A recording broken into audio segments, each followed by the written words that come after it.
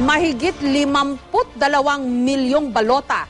Ganyan po karami ang planong iimprenta ng COMELEC o ng Commission on Elections para sa eleksyon 2013.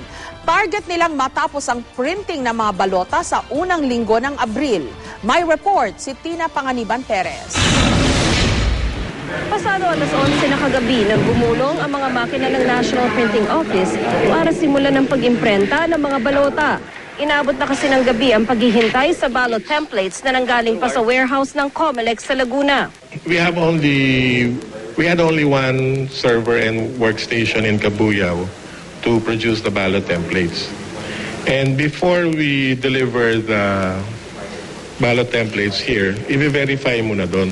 Pagdating sa NPO, katakot-takot na verification ulit ang dinaanan ng templates na nakasave na sa isang data storage device bago nagsimula ang pag-imprenta. Sa isang punto, tumigil pa ang printer, pero wala naman daw naging aberya. The machine stopped because it printed a test ballot, the purpose of which is to allow our people to verify whether the ovals are in their proper coordinates and if the UV is also there. Sa loob ng 24 oras, 1 milyong balota ang kayang iimprenta.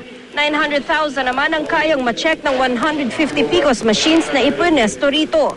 Ang mga pasadong balota, iba-vacuum pack. Ang delivery kasi, deployment namin starts more or less March 15.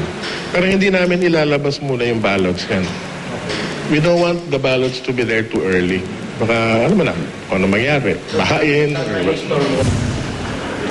Target ng NPO matapos ang printing sa unang linggo ng Abril, habang target naman ng COMELEC na matapos ang pag-check at packaging ng mga balota sa April 25.